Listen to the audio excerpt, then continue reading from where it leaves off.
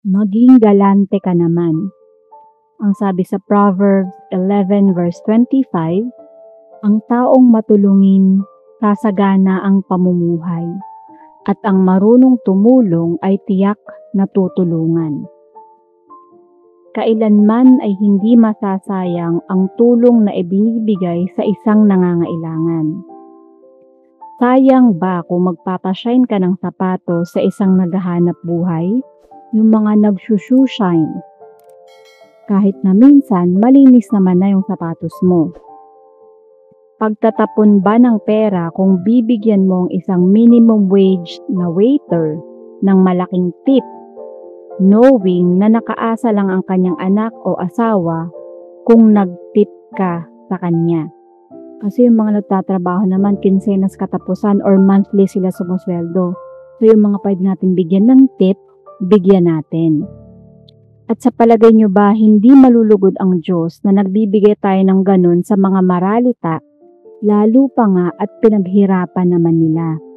Kung may labandera ka, at ang usapan nyo ay 300 a day, tatanggalin mo ba ang lahat ng nakakabit na kortina at mga bedsheet at kung ano-ano pa para masulit ang bayad mo? Malaking bagay ba kung maagang matapos ang labandera mo for the same rate dahil konti lang ang pinalabhan mo? O kailangan ba na talagang hanggat hindi lumulubog ang araw ay hindi siya tatayo sa labahan? Baligtarin mo. Kung ikaw yung labandera, matutuwa ka bang makakita ng 3 bundok na lalabhan for 300 pesos? O matutuwa ka ba kung 300 ang usapan, pagkatapos nung matapos kang maglaba ay ginawang 500? Para sa mga nangangailangan, napakalaking bagay ito. We can always be kinder and nicer. Kahit hindi tayo mayaman, maging galante tayo at palabigay kasi hindi ito pagtatapon. Nakikita ng Diyos ito at napupunta sa mga nangangailangan. At ito ang nais makita ng Diyos sa atin.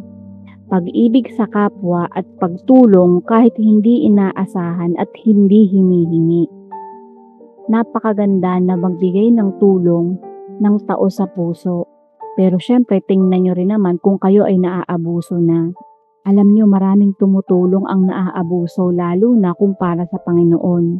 Kasi minsan kapag ginamit na yung salita ng Panginoon, syempre yung mga malalambot ang puso at talagang may mabubuting loob, magbibigay at magbibigay to the point na naaabuso na sila. Kaya syempre maglagay din naman tayo ng boundaries. Pero wag nating kalimutan na maging galante sa mga taong naghahanap buhay at pinaghihirapan naman nila. At hindi basta hinihingi. God bless us all.